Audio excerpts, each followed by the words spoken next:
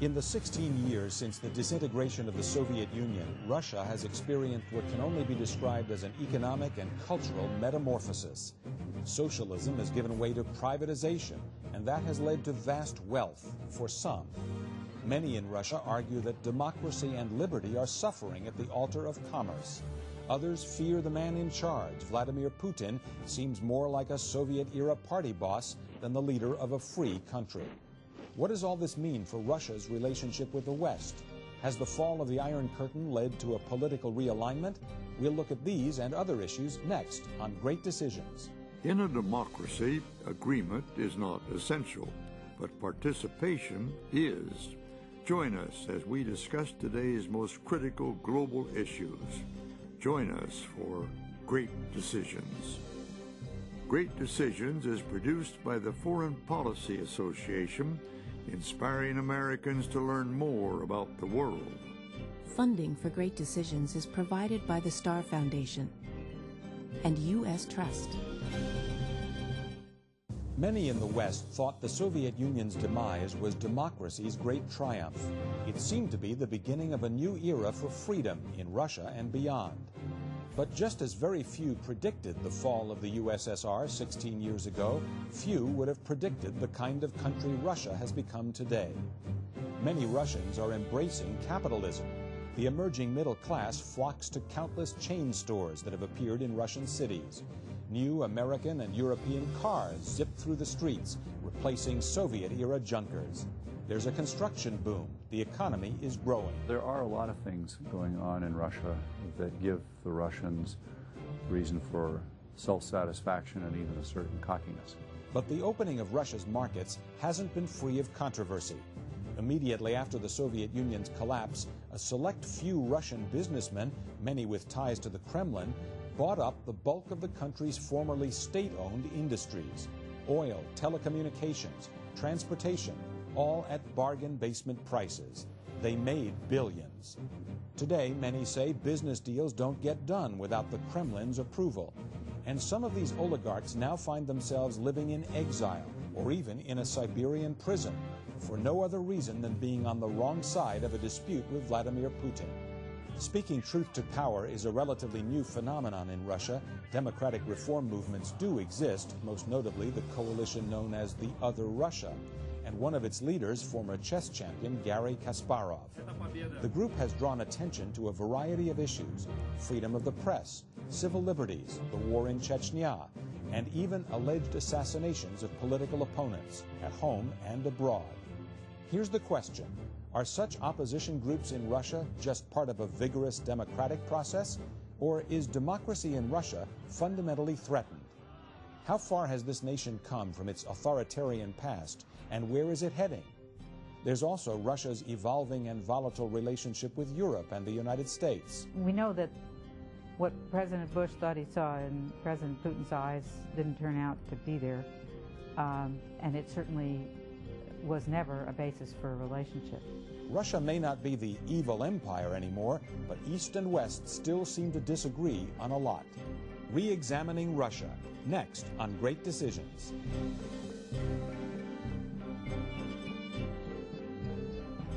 And now from our New York studios, here is Ralph Begleiter.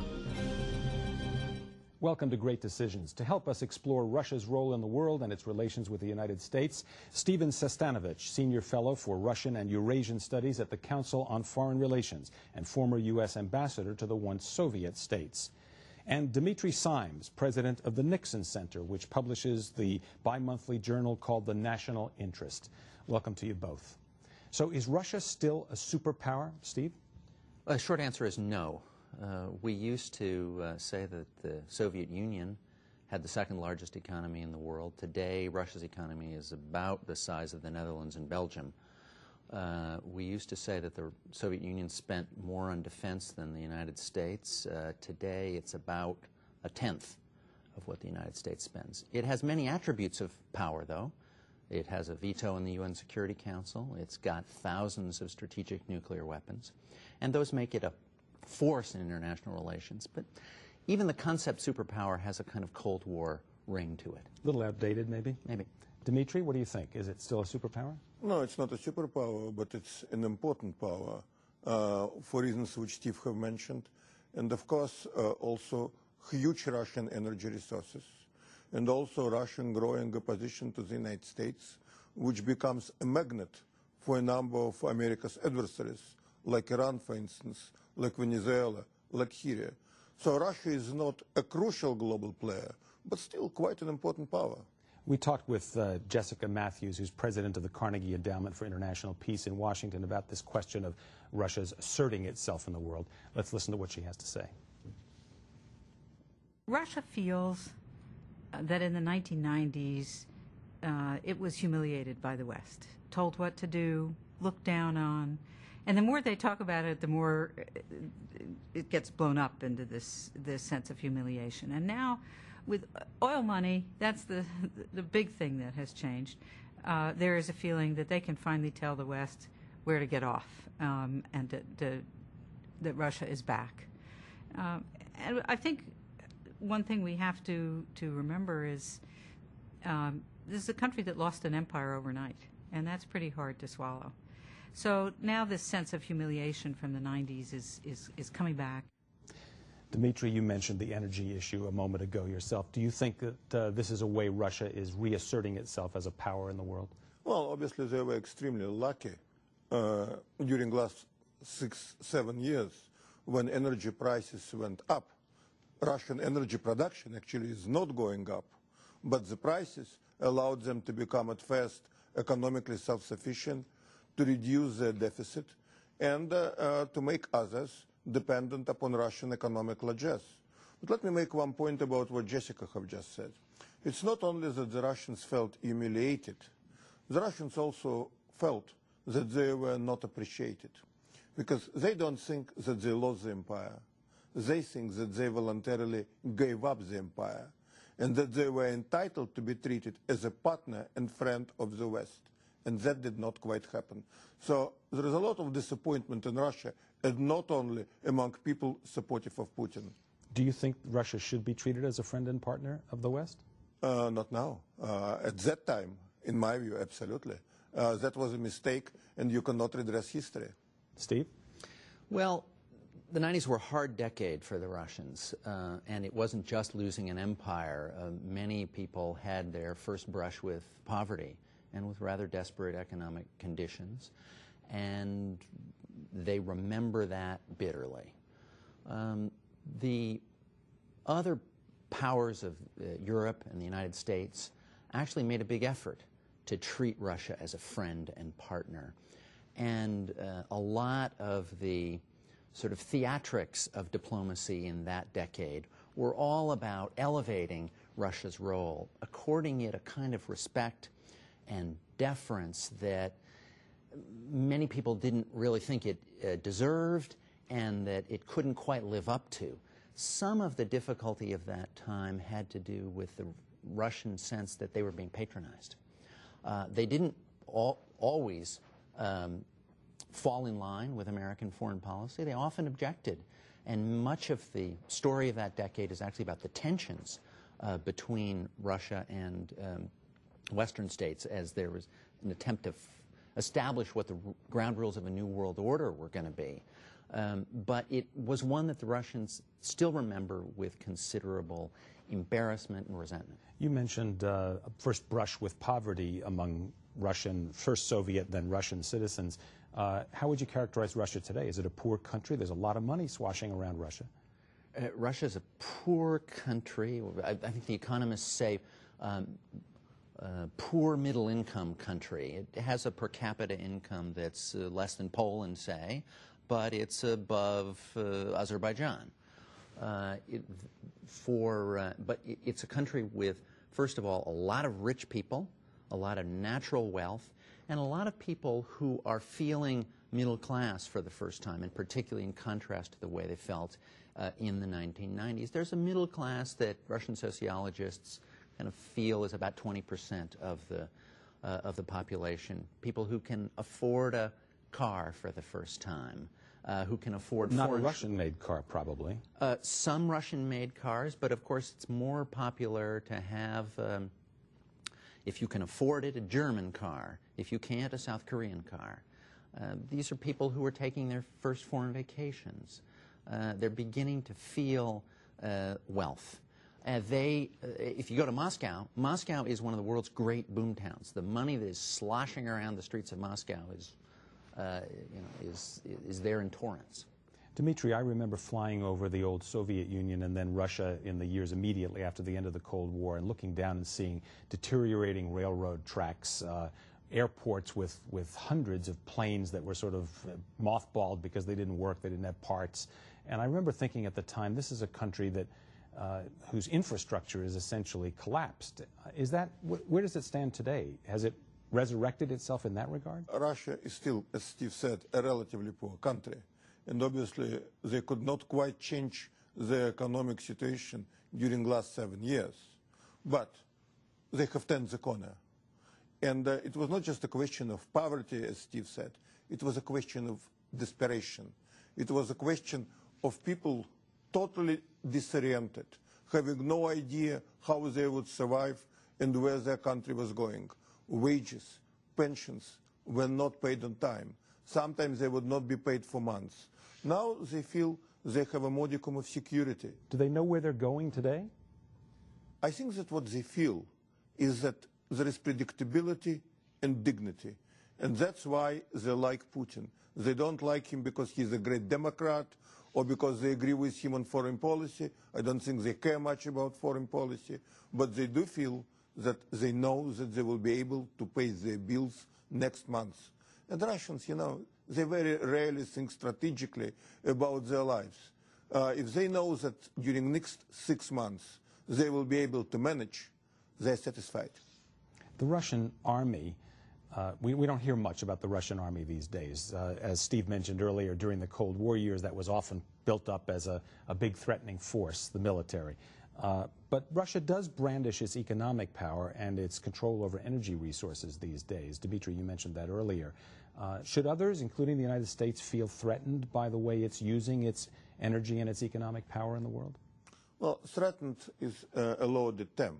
But clearly, Russia is more self-confident. Russia is more assertive. And let me be absolutely blunt.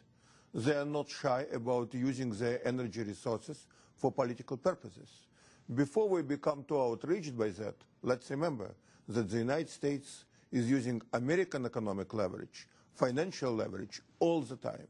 No other country introduces sanctions as often as the United States, and for so many reasons. The Russians, of course, are not in the same league with the United States, but they want to use their economy for political purposes, and very often their political purposes are quite different from political purposes of the United States. Great Decisions spoke with John Bruton, who is the European Union's ambassador to the United States, about that very point of using economic power as political leverage. Let's hear what he has to say. Russia now is obviously very much empowered by the fact that energy prices are so much higher than they were, making Russian energy supplies much more valuable. And Russia is determined to assert itself. And that's entirely natural. But obviously it's important that it should do so in a way, number one, that is respectful of long-term agreements and creates stability for its neighbours. Number two, that is respectful of the sovereignty of other nations, including its immediate neighbours. It doesn't have any special rights over any independent countries that now exist in what was formerly its empire. These are now independent countries, and Russia needs to respect their freedom to go their own way. Steve, does Russia respect the freedom and independence of the countries that were once part of the former Soviet Union? Russia's most explosive and emotional foreign policy disagreements are with its small neighbors who used to be part of the Soviet Union. And these have become disturbing to many other countries that watch it. In 2007, you had a major confrontation approaching a kind of national hysteria between Russia and Estonia. In 2006, you had something approaching the same with more racist overtones between Russia and Georgia. Working out the kind of relationship that Russia is going to have with its neighbors is one of the major unresolved issues of its, not just of its foreign policy, but of its identity. And the Russians have a set of feelings about their relations with those countries that are not easily reconciled with what we think of as normal relations between independent states. Let's talk a little bit about Russia's relationship with the United States, and I think to at least some extent that relationship is defined by an old issue and a somewhat newer issue. And the newer issue I'm thinking of is the Middle East. There was a time, right after the end of the Cold War, when Russia and the United States actually worked together, hand in hand, to bring the Arabs and the Israelis together around a peace table in Madrid. Is that conceivable today? Do you think that could happen again, Dmitry? No, and it's not necessary because, again, Russia is not a superpower. Russia does not have that kind of presence in the Middle East. The most we need from Russia, and the most we can get from Russia, is, I would say, a supporting role at the UN Security Council. The trouble is that, of course, they don't see Iran, they don't see the Middle East the same way as the United States. Iran was a very good neighbor to Russia, and they would accommodate the United States on Iran only if they felt that they could get something from the United States in other areas. And when we talk to the Russians about the danger of Iran, they talk to us back about how Georgia is challenging Russia and how Georgian military is being armed and trained by the United States. So the big question is, what are fundamental American interests vis-à-vis Russia? If fundamental American interests are to support these small states, Russian new neighbors, in whichever disagreement they have with Russia, then the relationship is likely to deteriorate. If we focus on key strategic American interests, non-proliferation, counterterrorism, then I think in many areas we can work with Russia. Steve, you want to comment on the relationship with Iran and the United States? About Iran, Russia has very conflicted views about Iran. They are attracted to the idea that a good relationship with Iran may check the United States, may at least annoy the United States. They're a little worried about... And they want to do that? They want to annoy the United States? I think that's a kind of unspoken goal that... a lot of them want to annoy the United States. Yeah. In thinking about how to get over humiliation and to show that they're back, for a lot of Russians, the only real measure of that is, can you defy the United States? Can you put the United States in its place? Can you get something that the United States doesn't want you to have? But they are also disturbed about Iran. They feel that the Iranians have basically deceived them on the issue of their nuclear program. They're a little nervous about the radicalization of Iranian rhetoric with a kind of ideological fundamentalist cast to it. And they've been saying that actually longer than many American analysts. Their policy on balance has been to try to accommodate Iran. You could even call it appeasement. But it's not because they think there are no problems that emanate from Iran. They've just made a decision to try to deal with those by having a constructive relationship. Some of our viewers may not know that the Russians provided much of Iran's nuclear technology with which they are building their nuclear power plant or whatever they're building in the view of the United States. And their conflicted view about the nuclear efforts of Iran is shown in the way in which they have tried to drag out the completion of the nuclear power plant that they have built for Iran. They keep saying, it's just a few months before we'll send you the fuel for the plant. It keeps getting pushed into the future. Now, there's an elephant in the room, and none of us has mentioned it so far, but the United States is tied down in 2 wars in the Middle East and Central Asia, Afghanistan and Iraq. Do the Russians want to annoy the United States enough to be rooting for those who are keeping the U.S. kind of bogged down in that region? Dmitry? No. President Putin is not a friend of the United States, and he obviously is not a Democrat. He is a pragmatic leader, however, and he knows where the red lines are, and he does understand that Iran, it's an important issue for the United States, but it is not yet a defining issue. Iraq is a defining issue.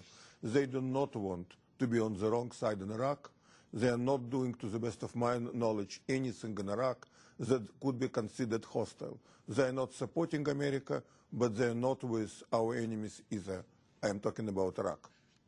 A lot of Russian foreign policy analysts, when they look at the world and try to understand the balance of power, begin by saying the United States is weaker because of its setbacks in Iraq, and that's good for us. I think analytically that is probably President Putin's view as well, but it doesn't translate into a policy of trying to make things worse for the United States in Iraq. In the immediate aftermath of the war, the invasion in 2003, Russia seemed more receptive than many other European countries to putting this issue behind us and trying to reestablish a good relationship with the United States. And even today, they're among the first countries to try to be establishing a position in the Iraqi oil sector.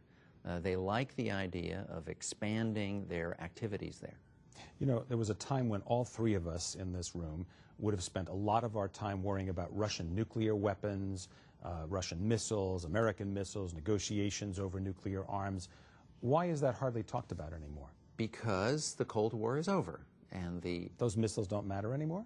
The missiles mattered in relation to hostility between the two sides, and with that muted, and with nobody really able to see such a level of confrontation emerging in the future, the possibility that there could be nuclear war is excluded by both sides. But the arsenals are still there.